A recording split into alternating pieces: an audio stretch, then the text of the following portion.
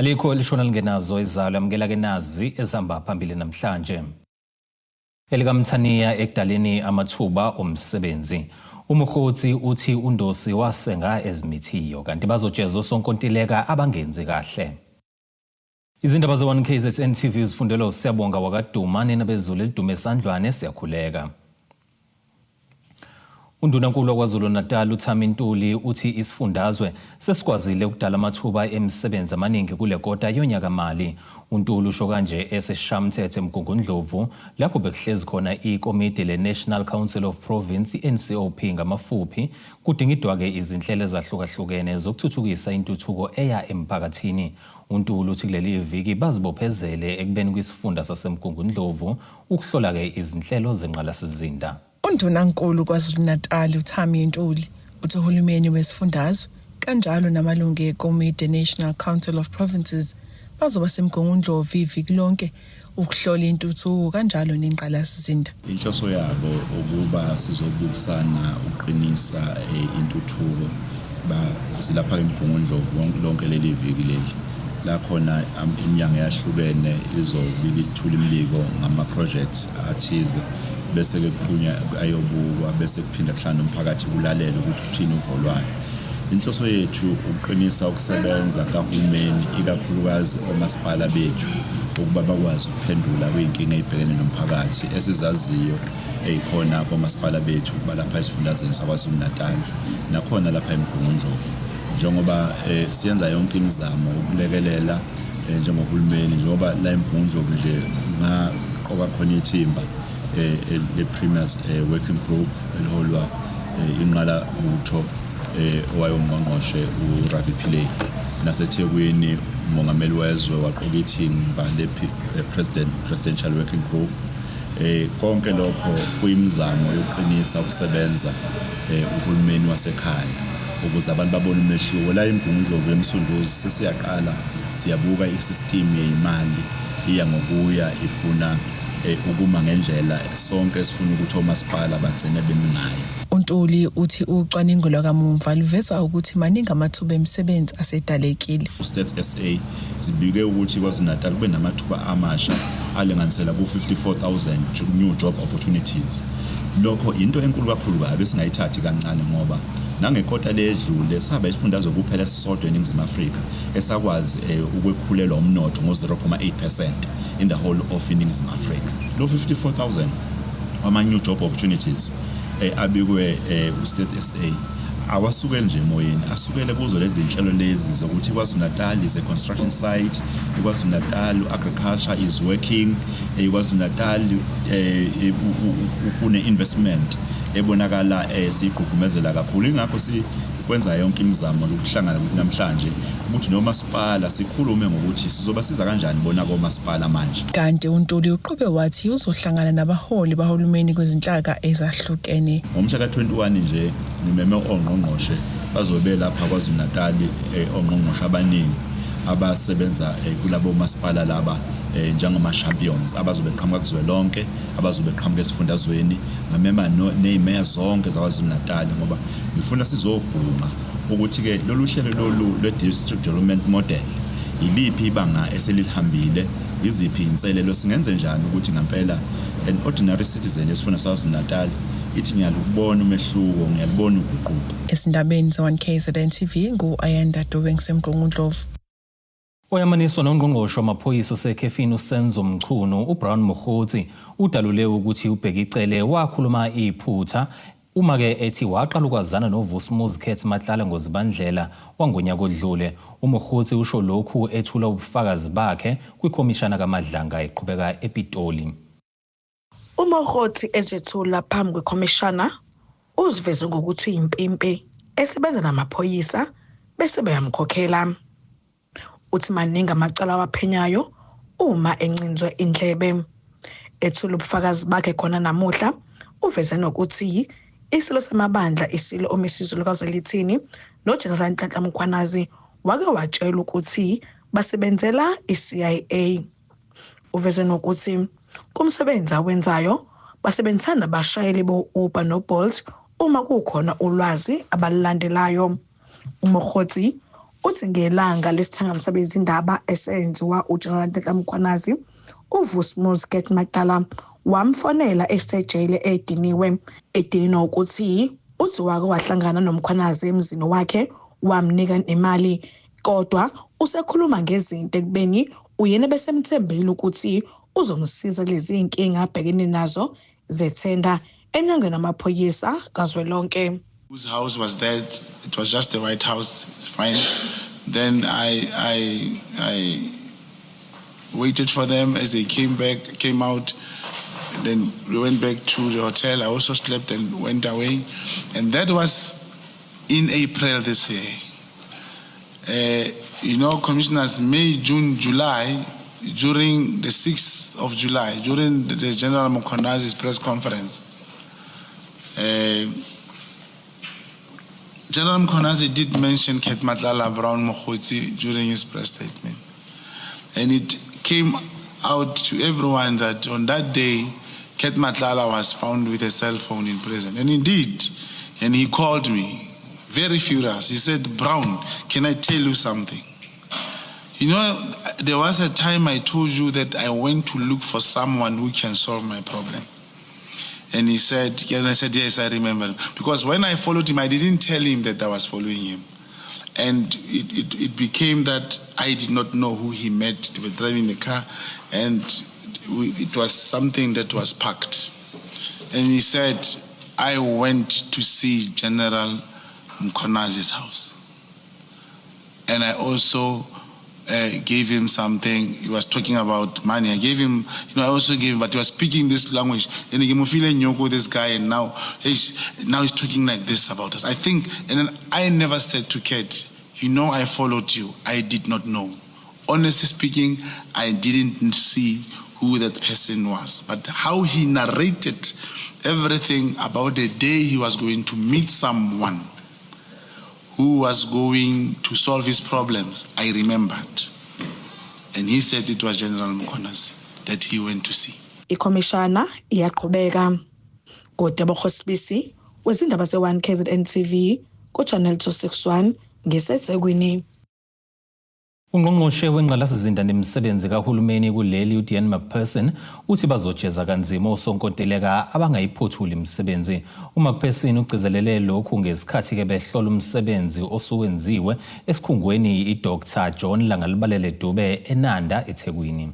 Ungaphothulwa komsebenzi wokulungisa lesikhungo ngesikhathi kuchazwe njengesibonelo senkinga ebhekene nohulumeni. Unfortunately, this is just an example of contractors that have been allowed to get away with not completing projects, being paid, and it's just really not acceptable. That's why government has created a response to this through the South African Construction Action Plan, which seeks to hold contractors liable to ensure that only the fittest and most proper contractors are appointed, that are suitably graded by the Construction Industry Development Board, so that we can deliver value for money for the state, and that we can avoid situations taking place like this. It's also regrettable and unacceptable that the contractor who did this has not been held accountable. That is entirely wrong. Kuzokhumuleka ukuthi le ndawo yasungulwa ngonyaka u1901 iloyo owaba umengameli wokuqala we-ANC kanti siqukethe umlando omude. Abebehlola ukuqhubeka komsebenzi wokusithuthukisa baveze ukukhathazeka ngokungaphothulwa kwawo yize ke sekuphele iminyaka elishumi kwaqala ukulungiswa. We also need to become a lot harder on recovering money. It's not just one thing to blacklist. I want to see that money come back to us. We should be going to liquidate those individuals in their personal capacities and receive that money. We have started to do that. There is a court case recently that I signed to recover money after it was identified by the SIU.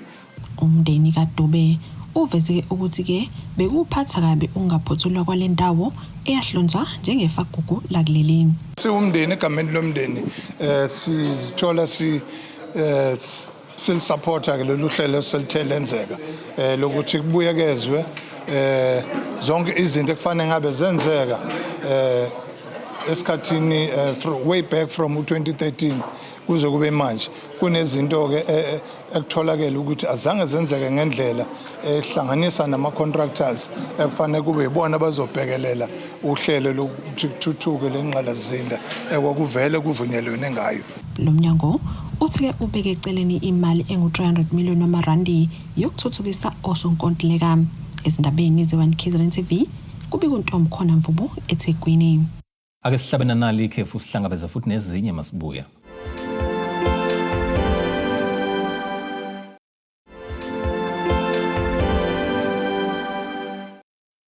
Ake sivele sikubingelele siphindeke sikwamukele ukuthi usanda kubukela izindaba zethu yamkela ke nazi ihloko esifulo sangazo namhlanje. Elikamthaniya ekudaleni amathuba omsebenzi. Umkhotsi uthi uNdosi wasenga ezimithiyo kanti bazojezwa osonkontileka abangenzi kahle. Inhlangano engenza inzuzo ibonga ingema foundation ihambele umphakathi wasemzimkhulu ogwini liseningizimu nesifundazwe ukuyoqwashisa ngesifo sikashukela. Umsunguli walenhlangano ubonga ingema Zuma uthi ke banika abantu ithuba lokuhlolela isifo sikashukela bephinde futhi befundise ngaso. Umsunguli webonga ingema foundation uthi ngenxa yesibali esiphezulu sokufa kwabantu besifazane bebulawa isifo sikashukela bathatha igxathu lokufundisa umphakathi wasemzimkhulu ngobungozi balesi sifo. Kubaluleke kakhulu ngoba mawuzwa nje ukuthi emhlabeni wonke bawu 589 million abantu abanesifo sikashukela. Kanjalo futhi la eSouth Africa sesizwile ngesekela lika ngqongqoshe wezempilo uDr Joe Phaahla ukuthi isifo sikashukela sekuyisona esokuqala esihamba phambili ekubulaleni abantu besifazane. Okodwa kube kuyisifo umuntu angafundiseka akwazi ukusigwema noma ayenze ukuthi kuhlehle ukuthi simngene ngokuthi ayenze izinsiza ezithile njengokuthi azivocavoce njengoba siwokha nje namhlanje 3.5 kilometers futhi adle ngendlela efanele, adle ukudla okunama veggie kakhulu, aphuza amanzi, anciphise osawoti namafutha. Ubeqhamuka kumnyango wezempilo uthi kubalulekile ukuthi abantu basihlolele lesi sifo. Siyaqwashisa ngesifo sikashukela, siyafundisa la emphakathini ukuthi isifo sikashukela siyavikeleka, isifo sikashukela siyalapheka. Okubalulekile ukuthi umuntu asicheke omdala nomncane ngoba kuno type 1 wabantu abancane abazala naso, kube khona no type 2 walaba asebebadala abenziwa izifo ezimbelesela. Ube eseveza ukuthi ushukela uhlukene kanjani.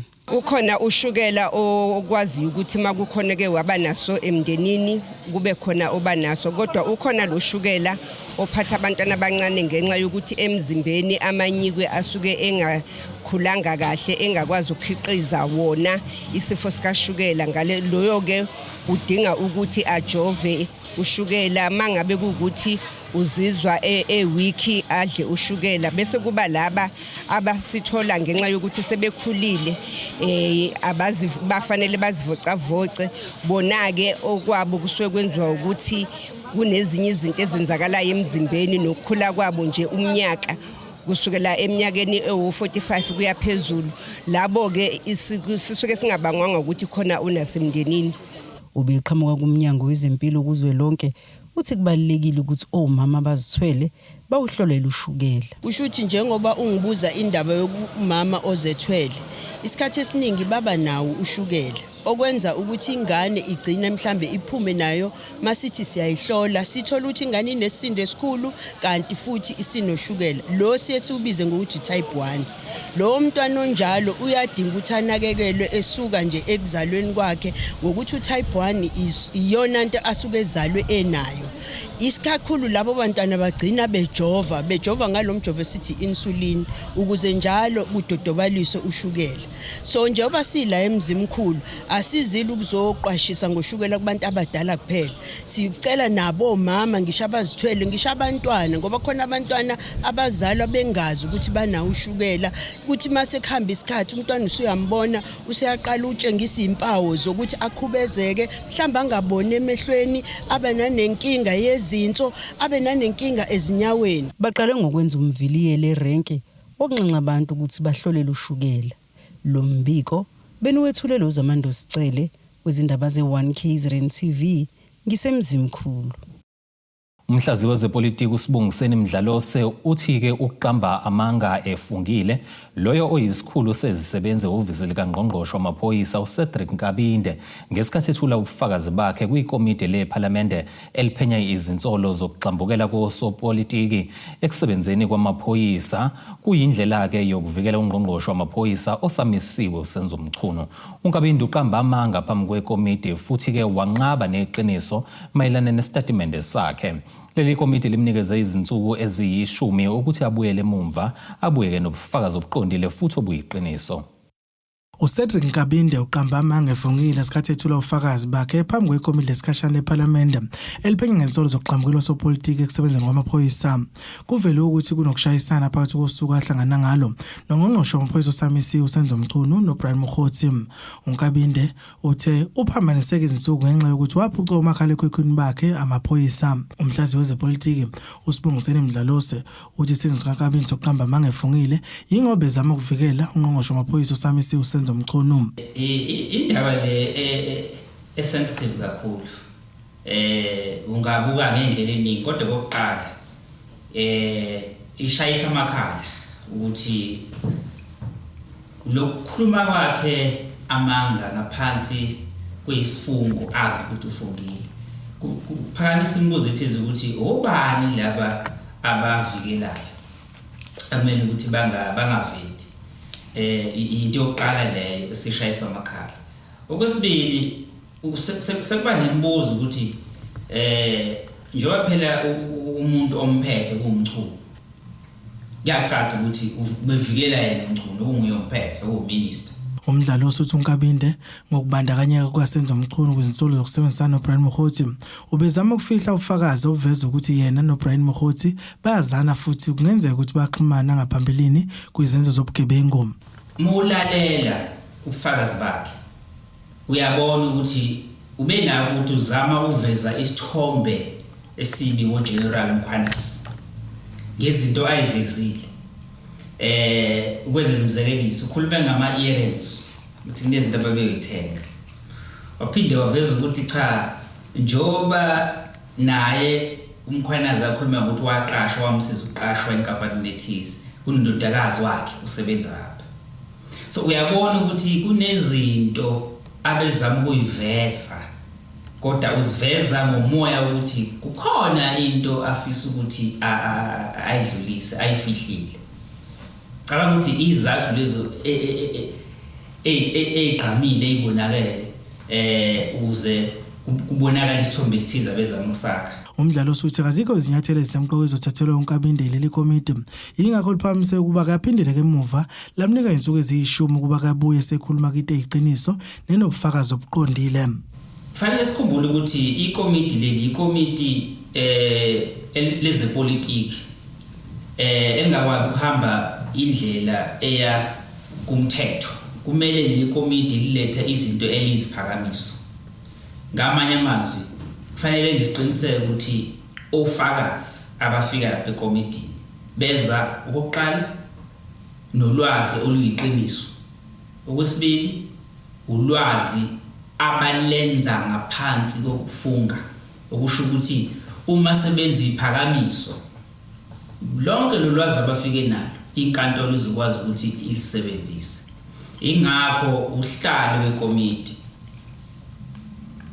uvale ngokuthi Nkabinde sikwenzela umusa hamba ubuyele ekhaya ubheke ukuthi konke okushilo kuyiqiniso yini na. Ezindabeni ze1 KZN TV kube iNkosenhle Mthembo eRichards Bay. Owesifazane osemncane ongumsunguli weHair Foundation uAphile Mdlalose ugqugquzele ukuba abantu besifazane basukume bazimele ukuze bekwazi ukuziphilisa. Lokhu ke ukusho ngesikhathi ezoqomelisa besifazane abangosomabhizinisi nabadlale indima ethuthukiseni intsha yesifazane emphakathini. Umsunguli weHair Foundation uAphile Mdlalose uthi iHair Foundation usebenza ngokukhulisa besifazane abakumabhizinisi asemancane. Le foundation is based on ukufundisa abantu besifazane ama-skills abasizayo ukuthi bekwazi ukuthi bethole imisebenzi bebe independent.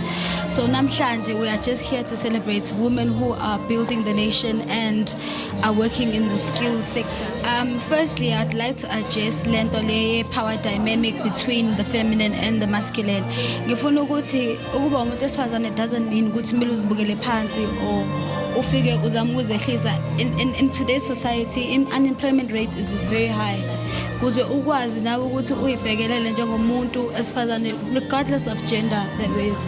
Kumele wena ufocus more on building yourself, building who you are and build skills, because in today's world we're seeing ukuthi nje bekunenkinga yemsebenzi, the skills are more profitable than ukuthi ulona. But don't focus more on the power dynamic. Even if you are a man in beauty, it doesn't matter.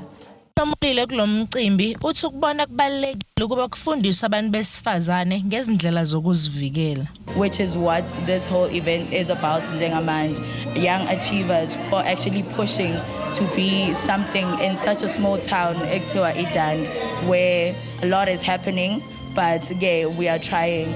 And I just want to tell all the women out there not to stop trying, keep pushing. As a person who had to grow up very early and from a young age, I just decided, let me just push for my brother, because I lost all my parents, I lost everyone, and I'm the person who's taking care of everything, Njengamanje. So I am trying by all means to show other young girls it's possible. No matter what are you facing, where are you at, in a small town, in the city, it's always possible if you know where you're headed and you know what your dreams are. Munye walaba uthi kusho lukhulu ukuthi nabo bebonakala ebalazweni njengabantu besifazane. Sikujabulele kakhulu ukuthi nathi sirecognize as singabantu besifazane. Kuyinto enhle kakhulu, siyabonga. Into engayisho kubantu besifazane ukuthi kena singakwazi ukuthi sidependele kithina, singadependele ebantwini besilisa. Into engasiza and especially youth kakhulu lezi ngane ezisakhula ukuthi bayikhiphe busy, bafuna amabhizinisi, imisebenzi yezandla, ngoba imisebenzi ayisatholakali njengamanje. Ngicela ukuthi bafocus kakhulu emsebenzini yezandla. Umuntu avuke ekseni ayikhiphe busy, azama amatohwe, isikhathi esiningi ahleze busy kwenzela ukuthi angayitholi eselezi zinto lezi zokuthi uyaphuza, utshwala, abafana nani. So umuntu mayeyikhipha busy kumenza ukuthi abe mncane entweni eyirong, abe mningi entweni rights. Ubekuthobeka dladla ezindaweni ze1 KZN TV ngisedandi. Ake sihlabena nali ikhefu sihlangabezene ngosezomnotho kanjalo nesimo sezulu masibuya.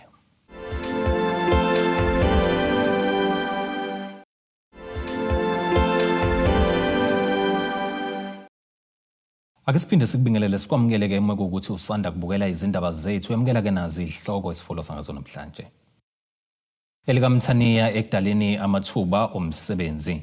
Umkhotsi uthi uNdosi wasenga ezimithiyo kanti bazojezwa sonkontileka abangenzi kahle. Kuleli qophelo ake singene sijule engosini yezomnotho.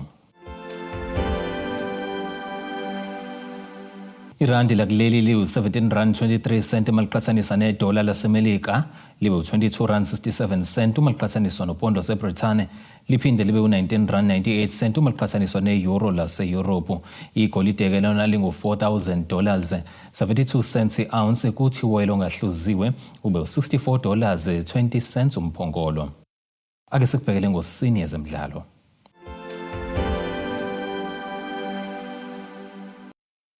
Loyo wabake umqeqeshi wezikamagebhula eOrlando Pirates uJose Riverio kubikwa ukuthi ke usebuyile kuleli laseningizimu Afrika njengoba ke kulindeleke yabonakala kumcimbi webhola ohlelwe ngabakwaKhali Black Label ozoba seBryanston eGoli kuleli isonto. Lo mqeqeshi waliflathela elakuleli ngaphambi kokuphela kwesizini edlule senqobisezi kamagebhula izindondo ezinhlanu eminyakeni emithathu naleli qembu.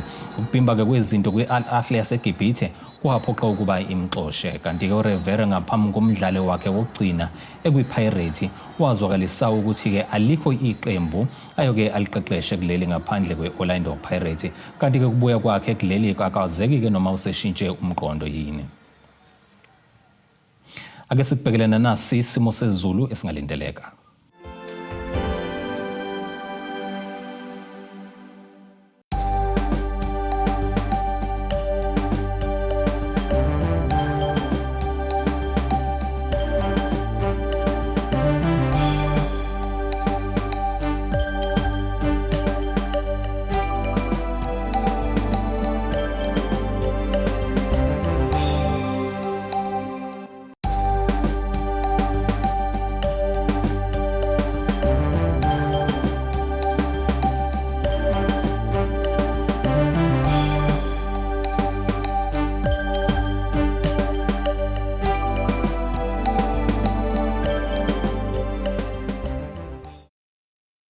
Zulu mnyama undlela zimhlophe ngiyaziguqisa ke nokho bese kuphathele zona namhlanje sihlangabeze futhi noma kanjani kusasa ngesikhathi esifanayo.